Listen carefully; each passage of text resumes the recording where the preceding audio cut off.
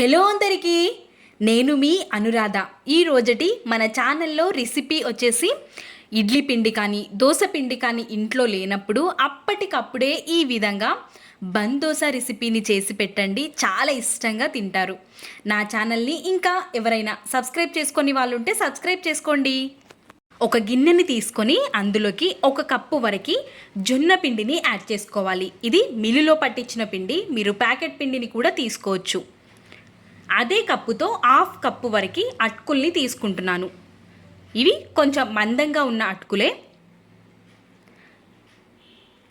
అదే కప్పుతో 1/2 కప్పు వరకు పెరుగుని కూడా తీసుకుంటున్నాను. పుల్లటి పెరుగుని తీసుకుంటే బాగుంటుంది. 1 కప్పు వరకు వాటర్ని యాడ్ చేసుకొని ఒక్కసారి మిక్స్ చేసుకొని కన్సిస్టెన్సీ అనేది ఇక్కడ చూస్తున్న విధంగా ఉండాలి. మరీ పల్చగా కూడా ఉండకూడదు. ఇక్కడ చూస్తున్నారు కదా, ఈ విధంగా ఉండాలి కన్సిస్టెన్సీ అనేది. ఇప్పుడు మూతని కవర్ చేసుకొని ఒక 5 నిమిషాల పాటు పక్కన ఉంచుకోవాలి.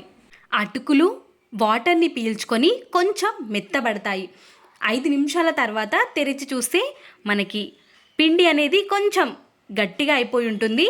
ఇప్పుడు ఈ పిండిని మిక్సీ జార్లోకి వేసేసుకొని 1/4 కప్పు వరకు వాటర్ని యాడ్ చేసుకొని మెత్తగా మిక్సీ పట్టేసుకొని అదే మిక్సింగ్ బౌల్లోకి యాడ్ చేసుకోవాలి.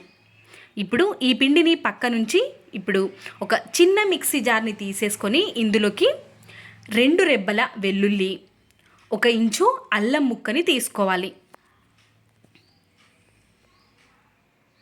3 ఎండుమిర్చిని కూడా యాడ్ చేసుకోవాలి. మీ దగ్గర ఎండుమిర్చి లేకపోతే పచ్చిమిర్చిని కూడా యాడ్ చేసుకోవచ్చు.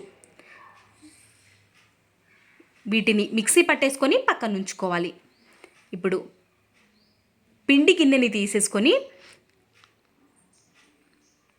ఇందులోకి మనం పైన లేయర్ అనేది క్రిస్పీగా రావడం కోసం ఒక 2 టేబుల్ స్పూన్స్ వరకు బియ్యం పిండిని యాడ్ చేసుకోవాలి. ఈ విధంగా బియ్యం పిండి యాడ్ చేసుకోవడం వల్ల పైన లేయర్ క్రిస్పీగా వచ్చి టేస్ట్ చాలా బాగుంటుంది. పిండి మనకి కొంచెం చిక్కగా అనిపించినట్టయితే ఇందులోకి ఇంకొక 1/4 కప్పు వరకు వాటర్ని యాడ్ చేసుకొని కలుపుకోవాలి. మనకి ఎక్కడ కూడా ముద్దలుగా లేకుండా మంచిగా చేత్తో కానీ స్పూన్తో కానీ మంచిగా కలిపేసుకోవాలి. కన్సిస్టెన్సీ అనేది ఈ విధంగా ఉండాలి. ఇప్పుడు ఇందులోకి మనం కోర్సుగా గ్రైండ్ చేసి పెట్టుకున్న అల్లం, వెల్లుల్లి, ఎండుమిర్చి పేస్ట్ని వేసుకోవాలి. ఇప్పుడు ఒక చిన్న క్యారెట్ తురుము, ఉల్లిపాయ తరుగు, కరివేపాకు తరుగు, కొత్తిమీర తరుగుని యాడ్ చేసుకొని రుచికి సరిపడా సాల్ట్ని యాడ్ చేసుకోవాలి. 1/2 టేబుల్ స్పూన్ వరకు పసుపుని కూడా యాడ్ చేసుకొని రుచికి సరిపడా కారాన్ని యాడ్ చేసుకోవాలి. నేను ఇక్కడ ఒక 1/2 టేబుల్ స్పూన్ కారాన్ని యాడ్ చేసుకున్నాను. చివరిగా ఇందులోకి 1/2 టేబుల్ స్పూన్ వరకు జీలకర్రని కూడా యాడ్ చేసేసుకొని పిండిని కలుపుకోవాలి. ఇప్పుడు మనకి మంచి సాఫ్ట్గా రావడం కోసం ఒక చిటికెడు మాత్రమే వంట సోడాని యాడ్ చేసుకోవాలి. ఖచ్చితంగా వంట సోడాని యాడ్ చేసుకోవాలి. పిండి కన్సిస్టెన్సీ వేసే ముందు ఈ విధంగా ఉండాలి. పల్చగా ఉంటే విరిగిపోతాయి.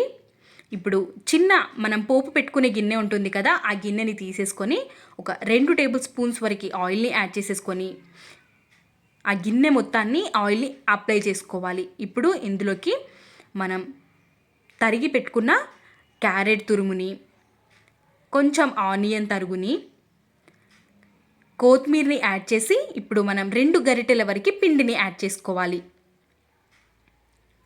ఈ విధంగా మనం క్యారెట్ తరుగు, ఆనియన్ తరుగుని యాడ్ చేసుకోవడం వల్ల రుచి చాలా బాగుంటుంది. ఈ విధంగా 2 గరిటెల వరకు పిండిని యాడ్ చేసేసుకొని స్టవ్ ఫ్లేమ్ అనేది లో టు మీడియం ఫ్లేమ్లోనే కాల్చుకోవాలి. పైన కూడా కొంచెం ఇప్పుడు మనం కింద ఏవైతే వేసామో అవి కూడా పైన కొంచెం కొంచెం యాడ్ చేసుకోవాలి. క్యారెట్ తరుగు, ఉల్లిపాయ తరుగు, కొత్తిమీరని వేసేసుకొని మూతని కవర్ చేసుకొని ఒక 2 నుండి 3 నిమిషాల పాటు వదిలేయాలి. ఇప్పుడు మనకి మంచిగా వేగిపోయింది కాబట్టి మళ్ళీ ఇంకొకసారి టర్న్ చేసుకొని మూతని కవర్ చేసుకొని వేయించుకోవాలి. రుచి అయితే చాలా బాగుంటుంది. తప్పకుండా ట్రై చేయాల్సిన రెసిపీ ఇది.